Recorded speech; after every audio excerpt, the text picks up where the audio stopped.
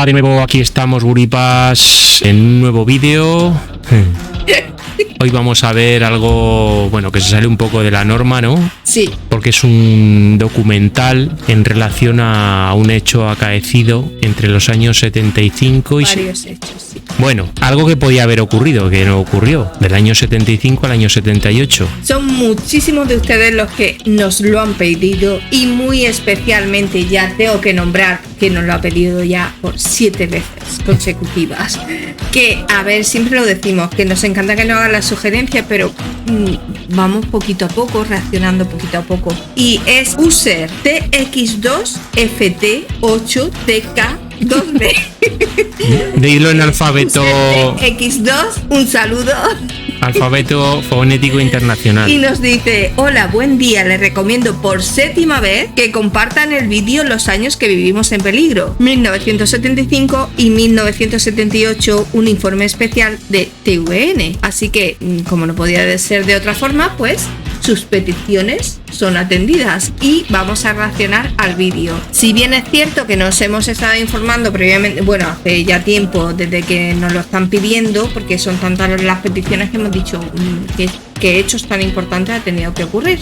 No es teoría de la conspiración. No. Es un plan que por lo visto estuvo ahí, ¿no? La cosa, para que no llegó, sí, que no llegó a más. Bueno, en 1975 Chile podía haber sido invadida por Perú por el norte y unos años después estuvieron ahí 3 años con Argentina.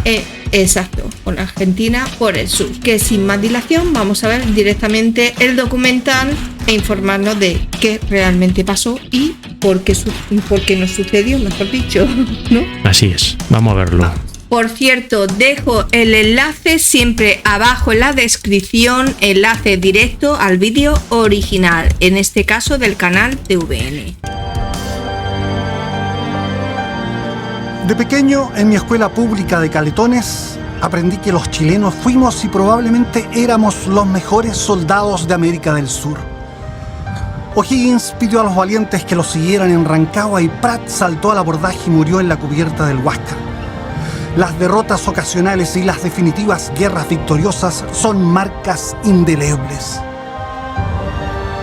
Hace 20 años, Hernán Cubillos, uno de los hombres más inteligentes que ha dirigido las relaciones exteriores de Chile, me dijo algo increíble sobre lo que habría ocurrido si Argentina hubiera invadido Chile.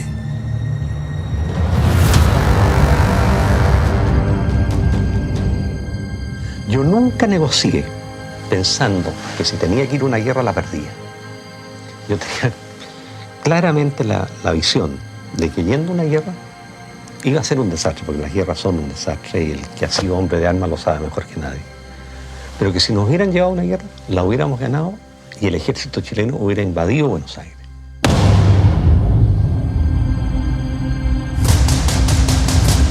Algunos dirán que esto de la invencibilidad chilena es un mito, un patrioterismo, un chauvinismo barato y vulgar, que si se hubieran unido Perú, Bolivia y Argentina nos habrían apaleado en el suelo, que no somos tan buenos y que en ocasiones somos más bien estúpidos.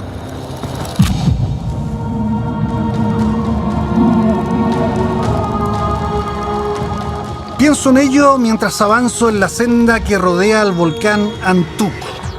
Qué paisaje, ¿eh? Donde hace 13 años fueron cayendo fulminados por la nieve y un viento glacial 44 soldaditos de apenas 18 años, mal equipados, mal entrenados, mal organizados y peor conducidos por incompetentes oficiales. Qué pena. Sí, eso sí, esto sí que lo sé.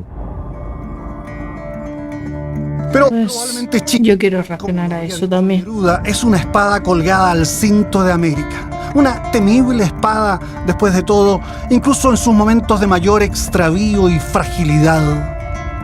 Aquí, no muy lejos del Morro de Arica, los chilenos se preparaban en 1975 para detener una formidable ofensiva blindada de un ejército peruano armado hasta los dientes. Y aquí, arriba en la cordillera, en uno de los tantos pasos fronterizos con Argentina, en 1978, jóvenes chilenos se aprestaban a recibir el embate de tropas trasandinas. Silenciosamente, los cruces del cordón andino, compartido entre ambos países, se habían cubierto de trincheras, equipos radiales de alarma temprana, casamatas con ametralladoras, campos minados. En los años 70, 2 veces estuvo Chile al borde del abismo bélico. La guerra tocaba la puerta, justo cuando estábamos más débiles y políticamente divididos, con miles de exiliados y torturados, con pocos amigos en el mundo, con tradicionales aliados que no nos vendían repuestos ni municiones, más aislados que nunca, solos y esperando. ¿Le dice a usted algo el 6 de agosto de 1975? Probablemente no. Pero ese día, estrategas peruanos habían planificado invadir Chile, capturar Arica, atacar Iquique e incluso tomarse Antofagasta. Eso es lo que afirman al menos oficiales que trabajaron para el ejército peruano en ese año de 1975 y que también vivimos en peligro y al borde de la guerra con nuestros vecinos peruanos. A comienzos de los años 70 había gobiernos de izquierda en Chile y Perú. El general Juan Velasco Alvarado había derrocado al presidente Belaúnde, iniciando reformas sociales y económicas. Expropió el petróleo e ingenios azucareros y comenzó la reforma agraria. Las transformaciones fueron apoyadas por Cuba y la Unión Soviética. El golpe de Estado de Chile automáticamente desencadenó una hipótesis de conflicto con el Perú, que se había sostenido porque Juan Velasco Alvarado llegó a tener una muy buena relación con Allende. Tanto es así que se llamaban por sus apelativos, el Chino y el Chicho. El golpe en Chile pareció acelerar el fortalecimiento militar peruano y las armas rusas eran baratas. El canciller y general Edgardo Mercado Jarrín compró tanques, artillería y aviones con un objetivo claro: superar, como dicen los militares, la estatura estratégica de Chile por primera vez en la historia. José Rodríguez Elizondo es un escritor y periodista que por entonces vivía exiliado en Lima. Observó el auge belicista. Se hablaba de atacar Chile, recuperar Arica e incluso llegar a Santiago. El golpe liberó a Velasco de una lealtad amical con Chile, con Allende.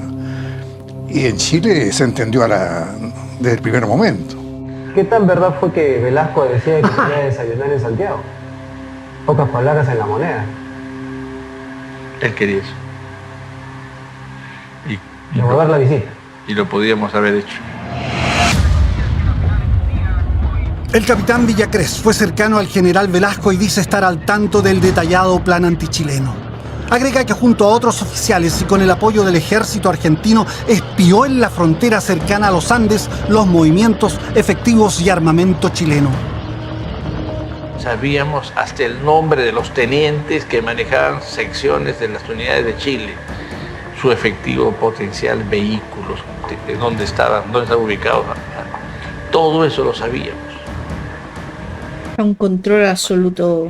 ¿Dónde se habían desplazado? ¿Qué armas tenían? Todo. Esta iniciativa, este plan de Velasco Alvarado contaba con un apoyo de los más nacionalistas militares peruanos. Había todo un grupo alrededor de Velasco que era incondicional de la idea de recuperar lo perdido, etc. No sé si eran representativos de toda la oficialidad, pero era un grupo muy duro, entre los cuales estaba seguramente Eloy Villacrés. El plan de operaciones que nosotros teníamos para recuperar Arica y Tarapacá en 3 fases, que es Negro 1, Negro 2 y Negro 3, con posibilidades de llegar a Santiago de Chile. Claro, Negro es Chile. Claro, Negro es Chile, pero Negro 1 era tomar Arica, Negro 2, Iquique, y Negro 3 era Antofagasta y entregar a Bolivia.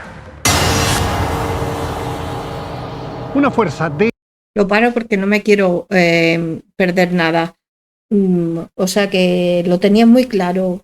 Tenían ya todo preparado y todo listo para atacar. Eso parece, no sé, pero a ver, tiene que continuar un poquito más para ver por qué. Entre 300 y 400 tanques peruanos de fabricación soviética, operando desde Tacna, tratarían de entrar y ocupar Arica, iniciando una masiva ofensiva en distintos frentes que incluiría penetraciones desde el mar al altiplano chileno. Putre, Parinacota y Chuquerá estarían en la mira peruana. Según ese plan, la 6ª División Blindada atacaba a Arica. La 3ª División penetraba por las estribaciones de la cordillera y la 4ª División Mecanizada bajaba de Puno por Putre, avanzando hacia Arica. Se incluía también un descenso masivo de paracaidistas y fuerzas especiales en Arica para controlar puntos sensibles de la ciudad. Suponían los peruanos que no era difícil tomar Arica y que los chilenos se replegarían hacia la quebrada de Camarones, donde aseguraban se registraría el primer enfrentamiento serio entre chilenos y peruanos. Villacrés integró la DIRAE, la Dirección de Asuntos Estratégicos del Ejército, entidad del Estado Mayor para la guerra con Chile. Antes de morir matamos. La cocina era morir matando a los paracaidistas, que era el mayor riesgo que había, porque las baterías anteriores nos iban a barrer, ¿no? Declara Villacrés que el segundo salto de los paracaidistas peruanos se haría más al sur de Camarones para impedir la fuga chilena. Para frenar esa ofensiva blindada, el ejército chileno desplazó algunos tanques, pero principalmente y al comienzo, motoniveladoras que removieron miles y miles de toneladas de arena y cambiaron un poco el paisaje en esta zona desértica para construir lomos de toros o camellones que dificultarían el paso de los tanques peruanos, permitiendo una acción efectiva de los lanzagranadas, de las bazucas y de la artillería cazatanques. Y por supuesto, a eso se agregaron decenas de miles de minas sembradas en buena parte de esta frontera. ¿Cómo se había llegado a esta crisis? Mientras en Perú la dictadura militar organizaba un sistema apuntado al socialismo con una apertura hacia la Unión Soviética, en Chile la dictadura gira a la derecha y a Estados Unidos. Cuba apoyó a Velasco con miles de técnicos y Rusia le proveyó con armas. Ahí está el tema. Después de la caída de Allende, empezó a diseñar un proyecto de guerra internacional en vez de un foco guerrillero. Para Fidel Castro, lo más importante en el momento era atajar el fascismo, como él decía, que se ha desencadenado en Chile y que amenaza al Perú y a Argentina. Esa fue una clave que lanzó en un discurso Fidel Castro y que significaba incentivar a Velasco Alvarado y también a los argentinos para que hicieran una guerra contra Chile. Se decía entonces que Cuba estuvo dispuesta a mandar miles de sus soldados a pelear por Perú. Eloy Villacrés matiza y dice que eso podría haber ocurrido. Sí iban a venir 40.000 soldados cubanos. Si los americanos intervenían. Si el asunto es entre Chile y el Perú, arréglense ustedes. Claro. Pero entran los americanos, entramos nosotros. Perú tenía una cantidad importante de armamento, muy avanzado en cantidad y calidad, y muchos de ellos era de origen soviético.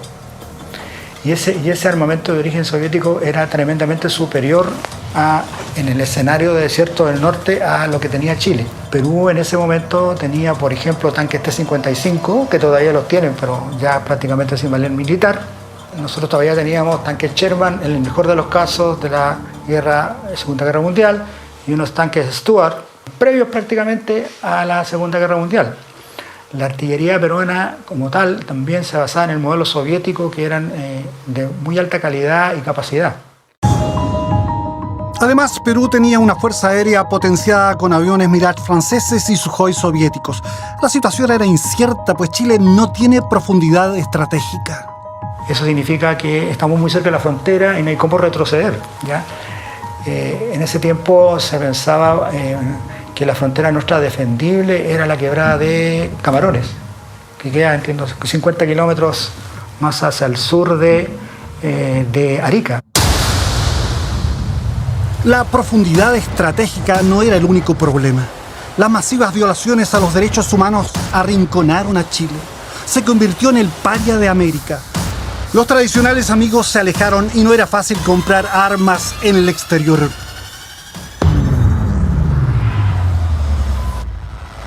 Perú se está armando. Está tratando de comprar un portaaviones británico por $160 millones y ha encargado 4 lanchas torpederas en Italia, rompiendo el equilibrio de armas en el Pacífico Sur. Además tiene 600 tanques rusos. ¿Y dónde consiguen armas ustedes? Modificando lo antiguo. El hambre agudiza el ingenio. Estamos recuperando carros antiguos y elementos de artillería. Nuestro pueblo es de gran empuje y no tiene problemas con los indios. Ellos tienen muchos elementos indígenas. Ustedes en el pasado han ganado sus guerras. Nunca hemos perdido una guerra. Estamos orgullosos de ello. Y si aquí pasa algo, ¿cuál será la actitud de los Estados Unidos? Dependería de quién fuera el agresor en la guerra. Kissinger fue muy disuasivo porque en esa época era como optar entre el SIDA y el cáncer. O sea, cuando se produce esta conversación... Si tiene algún comentario que hacer, me lo dices que lo paro. Ya Pinochet es absolutamente impresentable desde el punto de vista de la política internacional. Y apoyar a Pinochet en una guerra contra Perú habría sido realmente un punto mayor de la Guerra Fría total. Pero por otra parte, arriesgarse a una invasión peruana que significara un triunfo de las armas soviéticas también era impresentable. Solo quedaba fortificar Arica en la medida de lo posible, y eso hicieron los ingenieros militares. Bajo el comando del oficial de inteligencia coronel Odlanier Mena, sembraron 80.000 minas antiblindados y antipersonales. Se habilitaron posiciones, trincheras, búnkers y refugios subterráneos a todo lo ancho de la desértica frontera con Tacna. Ese servían de refugio para los jeeps. Salían los jeeps, combatían, disparaban y se escondían. ¿Qué tipo de armas llevaban los jeeps? ¿Cómo era eso? Era un cohete 106 milímetros, de 106, un cañón 106 milímetros. ¿Aquí a cuántos kilómetros estamos de la frontera? Aproximadamente estamos a 6 kilómetros. En esos tiempos había una cosa muy tensa porque los peruanos decían que sí, ellos iban, al cumplirse los 100 años, se iban a tomarse Arica. Por lo tanto, nuestra ciudad y nuestro ejército nos preparamos nosotros en caso de cualquier ataque. Inferior en armamento pesado, el ejército montó culebreantes defensas que a mirada de satélite así se ven. Si los tanques peruanos se empinaban sobre los camellones, podrían dejar a la vista sus vientres blandos, presa fácil para la metralla y los obuses de la artillería. Había 2 versiones con respecto a nosotros, los chilenos. Una según la cual las instrucciones de Mena eran declarar Arica ciudad abierta y defendernos más atrás, ¿no? en Iquique. Pero eso me lo desmintió Mena cuando yo lo consulté. Y según Mena, la instrucción de él era defender Arica casa por casa. En extenuantes jornadas en el cuartel 2 del Regimiento de Ingenieros de Arica se armaron las casamatas de hierro y concreto que darían protección a los cientos de nidos de ametralladoras, refugios de cañones y posiciones de francotiradores. Minas de fabricación belga y norteamericana fueron plantadas desde los cerros al mar. Pronto se incorporarían también minas de fabricación propia. Este es Por ejemplo, a mí me llama la atención mucho el terreno que es de desierto, o sea que sí, árido totalmente, o sea, la estrategia de tanto de una parte como de otra, de ataque como de defensa. Pero las para ahora. Tanto ataque como defensa, o sea, estrategia, o sea, te tienes que pensar muy bien la estrategia, ¿no? Porque digamos que está todo muy a la vista. Sí, lo que me sorprende es que todavía se mantenga todo eso. Sí. Que son imágenes de ahora, ¿no? Sí. Y se ve parte todavía, tapado. sí, a ver, que el viento normal, Claro. el tiempo pero aún se ve bastante bien todo lo que se montó allí para las defensas. Sí. Hombre, ahora se entiende, ¿no? Que todo viene en relación a llegar al poder el general Pinochet y claro, verse rodeado de Perú, Bolivia, que estaban más a la izquierda, pues geopolítica, lo de siempre, lo que está pasando ahora, ¿no? Es decir, no queremos que estos influyan ahí, que estén, porque son del bando contrario, Cuba por medio, y vamos a aprovechar ahora que está el país un poco revuelto para intentar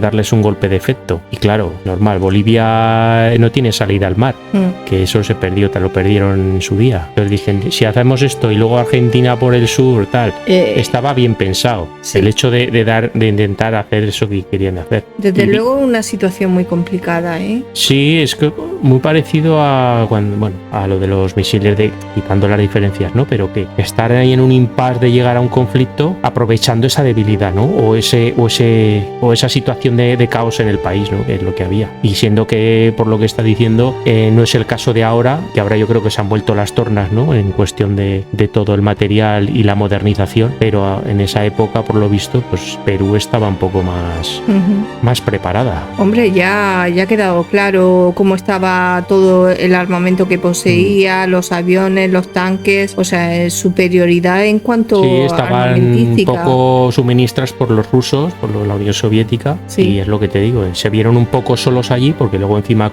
Fidel Castro, pues intentando también ahí arengando en los discursos y encima diciendo que si entran en los Estados Unidos, pues vamos a ir a mandar nosotros también ahí. Complicado.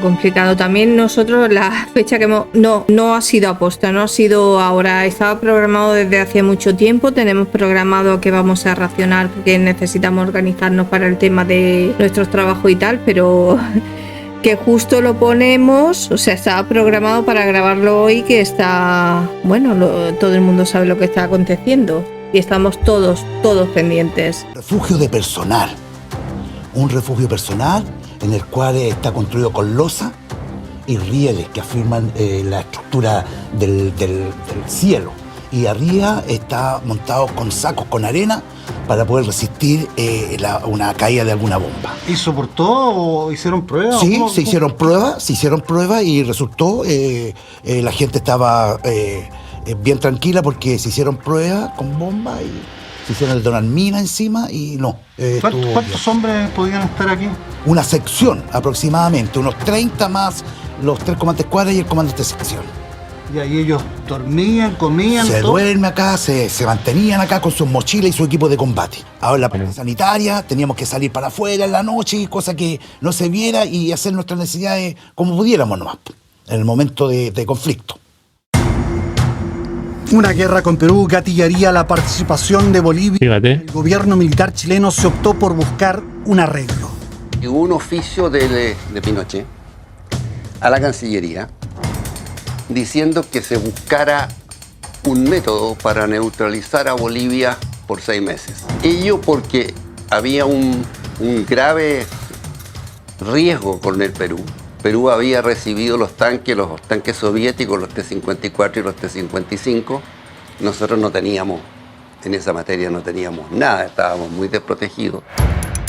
La idea era neutralizar a Bolivia con una oferta aparentemente irresistible. Mar propio al norte de Arica junto al límite con Perú, claro. Un canje territorial. Bolivia estuvo de acuerdo y los dictadores Banzer y Pinochet se abrazaron en charaña. Pero hubo fuerte oposición en Bolivia y los peruanos salieron con una contraoferta inaceptable para Chile. Todo quedó en nada. Aceptar el arreglo chileno-boliviano implicaba para Perú dejar de tener una frontera con Chile. Al menos por un tiempo, Bolivia fue neutralizada. En el fondo, la negociación cayó el día que Banzer dice que no al canje de territorio. Se acercaba la fecha del ataque contra Chile con el que soñaban mentes afiebradas del Perú. Velasco arengó a sus tropas en Arequipa y recordando al coronel Bolognesi que murió en el Morro antes de rendirse a los chilenos, dijo: Soldados, en ustedes recaerá para la historia el escribir la página más brillante del ejército moderno cuando sus botas pisen el suelo santo de Arica. Recién entonces podremos decir: puede usted, mi coronel Bolognesi, descansar en paz.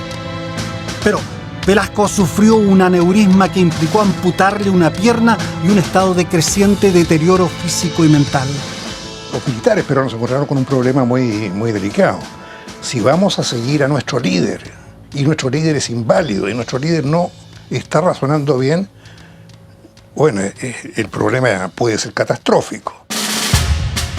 El golpe contra Velasco estaba en marcha y su líder era el general Francisco Morales Bermúdez.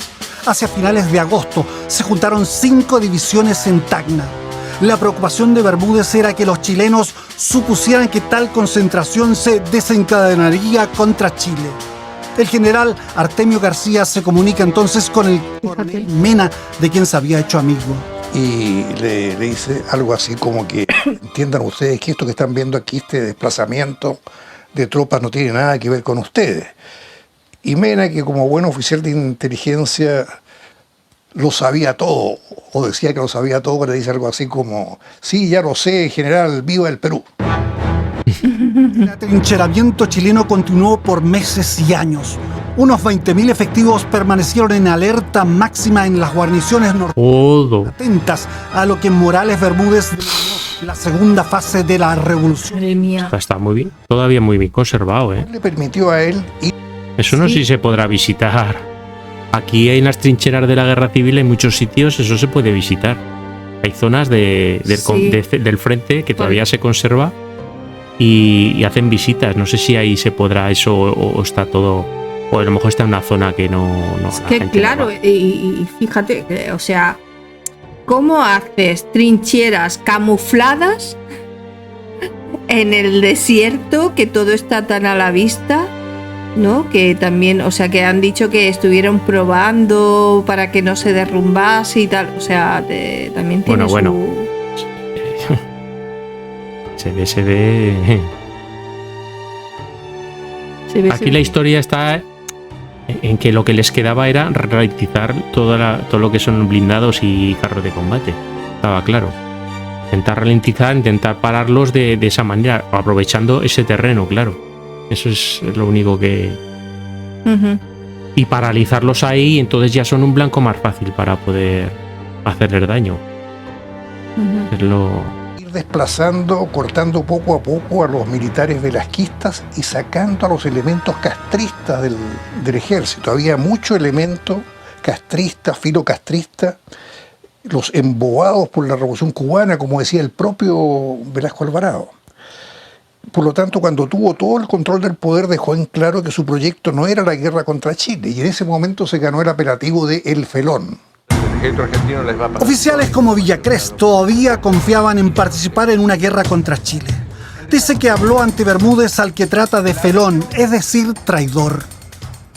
Presidente, de ingeniero a ingeniero le digo que han pasado demasiados meses, ya debíamos estar en Arica y Tarapacá. Y estas dilaciones comienzan a tener un olor a traición. Villacrés y otros oficiales trataron de asesinar a Morales durante un desfile, pero fallaron. Villacrés salvó de la persecución y se exilió.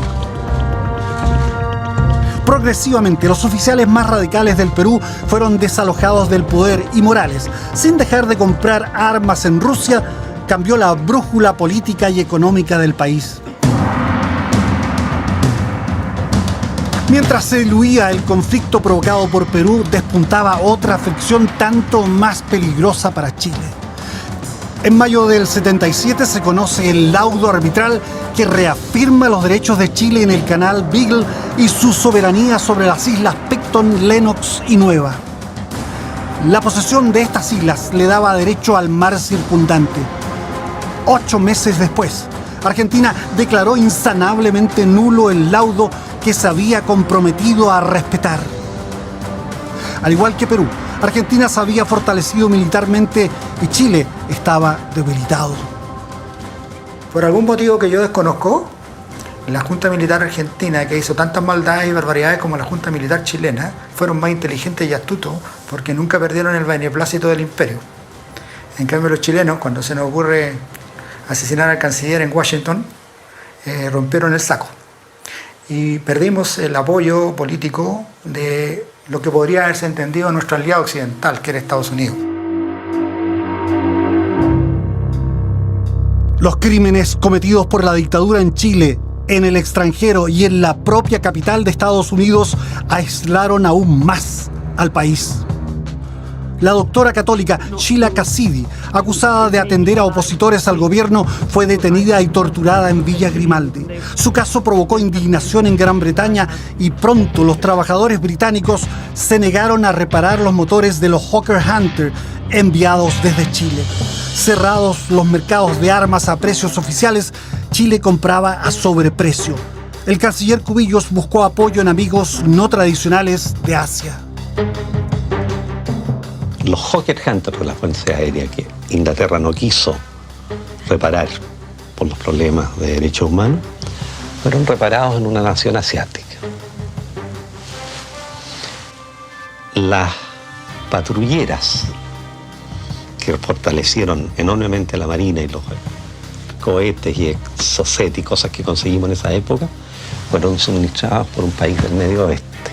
Yo he hecho un estudio, por ejemplo, cuánto costaron los aviones que se compraban en Francia en los años 80, los Mirage 50, y de acuerdo a mis números, que costaron como un 50% más de lo que deberían haber costado si lo hubiesen comprado en un mercado formal abierto. Pero en los 70 no teníamos Mirage y los Hunter, los mismos que incendiaron la moneda, tenían problemas de repuestos. Nosotros en el año 75 habíamos comprado en Estados Unidos 18 casas F-5 y se compraron además 32 o 36 bombarderos ligeros A-36, que se usaban en Vietnam, digamos. Ya eso se habían comprado en Estados Unidos y esos alcanzaron a llegar para el conflicto del 78. En cambio, los vecinos tenían A4, se compraban en Estados Unidos en grandes cantidades y tenían bastante otros en cantidad de capacidad de aviones para dar una superioridad sobre Chile. Nuestros aviones además tenían poco radio de alcance, o sea, por ejemplo, un Hawker Hunter que quisiera hacer un bombardeo a Mendoza, a lo más tenía 5 minutos de estadía sobre Mendoza y tenía que devolverse, porque no le alcanzaba el combustible. La tensión bélica entre ambos países fue escalando dramáticamente el 78. La instrucción nuestra era, en la práctica de tiro, cuando hacíamos blanco se decía "viva la patria, maté a un chileno". En Argentina yo ya había visto una prensa loca, con un gobierno loco, promoviendo la guerra con Chile, diciendo las islas son nuestras, el Beagle es nuestro, etcétera, etcétera.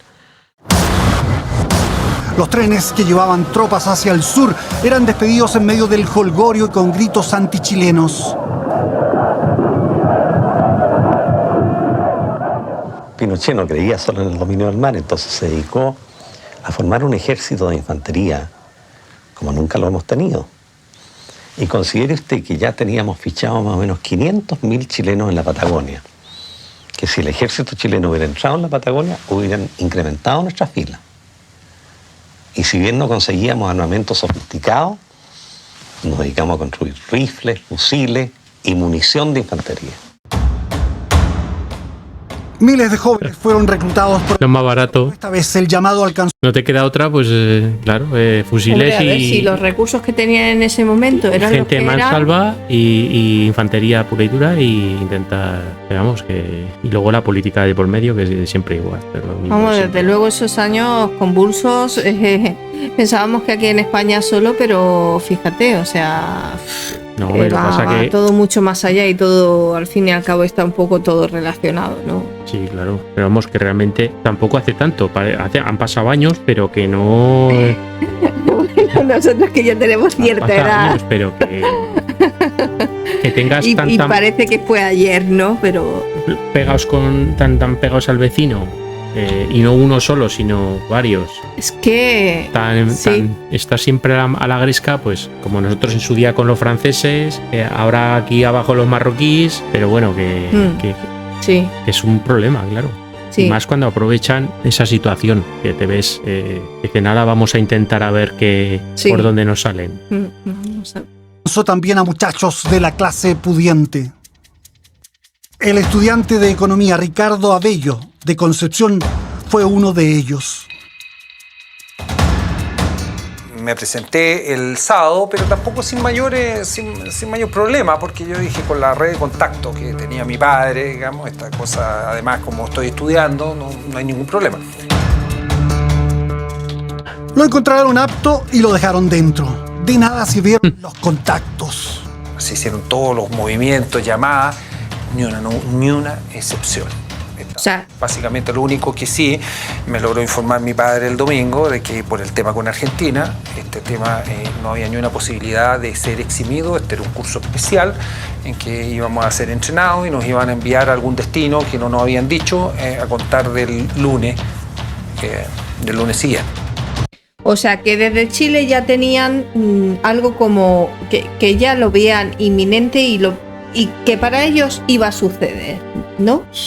Bueno, pero la curiosidad es que las negociaciones que se llevaron a cabo. Pero él, que era hijo de tal, que tenía padrino, como se suele decir, que si hubiera sido una situación más normal se hubiera librado. Ya, pero claro. como era tan excepcional que entraba todo el mundo. Pues por eso me refiero que si pasó eso fue precisamente porque, o sea, ellos ya... Era una situación excepcional, claro. No podían decir, vamos a librar aquí a los que tienen mano, no. Tenían que contar con todos, o sea, daba igual. Todos. El curso de comando se efectuó aquí, junto a las laderas del volcán Antuco y a algunos kilómetros del Paso Pichachén, frente a Neuquén, Argentina. 50 chicos, todos de la misma clase social y provenientes de colegios privados, fueron brutalmente acondicionados física y mentalmente para convertirlos en máquinas de matar. Estar dispuesto a morir. Uno dice, claro, ahora estar dispuesto a morir en una posición, en un hoyo, en una trinchera, digamos, no arrancar. La primera cosa es enfrentar un enemigo que es real, o es otra persona con equipamiento. Entonces no, tú tienes que estar ahí y da lo mismo si se te acaban las balas, no, tú tienes que quedarte en tu puesto y ahí y es sin rendición. Por lo tanto, lo primero que le enseñan es sacarle a uno el switch del tema de que uno con una orden, con una posición, no la va a entregar nunca. Y para eso se entrena. Eso no es gratis, eso se entrena. Y se entrena, en esa época se entrenaba en forma durísima, se entrenaba con golpe, porque la única forma que el soldado no arranque frente al primer disparo, si aquí no... Ellos mismos nos dijeron, ustedes no vienen a desfilar, no nos importa esa cosa, no nos importa lo que ustedes tienen, cuando sean destinados, ustedes no pueden moverse de su posición. Fueron endurecidos a golpes y estresados al máximo en las canchas. Defender la posición, con sable, con el corvo. Entonces, ese era la bayoneta. Chileno, pero no iba a dar pie atrás el soldado, digamos. En la frontera, estos señoritos convertidos en feroces combatientes. Qué curioso, 6 meses esperando. Es que esos señoritos. Lo que quería es que apareciera el argentino. Ya era, entre nosotros era una locura. Peleábamos entre nosotros porque eran bombas a punta de estallar. Entonces, claro. No lo pasábamos bien. Lo único que queríamos que entrara luego el enemigo, que entrara para no descargar entre ellos. Para que estallara esta bomba. En el Pichachén podían cruzar en verano tanquetas y artillería liviana. Ambos bandos se fisgaban mutuamente. Los exploradores chilenos atravesaban el límite provistos de fusiles sin munición. Está estrictamente prohibido en el mando chileno que nosotros fuéramos los que fuera el chileno el que estallara la guerra. Si la guerra estallaba, tenía que ser una guerra ofensiva de Argentina. En junio, Argentina ganó el Campeonato Mundial de Fútbol. Fue una inyección de exitismo. Hostia. General y almirantes parecían más arrogantes que nunca. El general Luciano Benjamín Menéndez, jefe del tercer cuerpo del ejército argentino con asiento en Córdoba, habría señalado que, declarada la guerra, estaría a media mañana almorzando en los Andes, al atardecer bebiendo champaña en Santiago y en la noche meando en Viña del Mar. Él nunca desmintió la especie. El canciller Cubillos recordó una áspera conversación que tuvo en una recepción con otro duro, el general Guillermo Suárez Mason, quien le dijo: Usted no quiere entender que Argentina, que el ejército argentino, necesita pelear una guerra limpia. Yo me quedé perplejo y lo único que atiné a decirle fue: general, ¿usted cree que existe una guerra limpia? La guerra sucia contra la subversión en Argentina, con su secuela de asesinatos, desapariciones y torturas, había ocasionado unas 30.000 muertes. Muchos señalan que la cuasi guerra en el cono sur de América se originaba en militares chilenos y argentinos involucrados en violaciones sistemáticas de los derechos humanos. Pero la verdad es que Chile era el país bajo amenaza y hacia el cual apuntaba el así llamado Operativo Soberanía, es decir, la invasión. La fecha de la agresión fue fijada para el 22 de diciembre. A las 20 horas de ese día, una fuerza naval se apoderaría del Cabo de Hornos e islas adyacentes.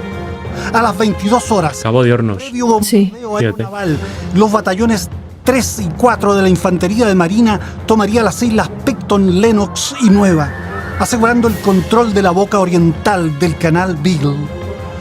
A las 24 horas del 22 de diciembre comenzaría la invasión de Chile continental. El quinto cuerpo del ejército argentino tomaría Puerto Natales y Punta Arenas.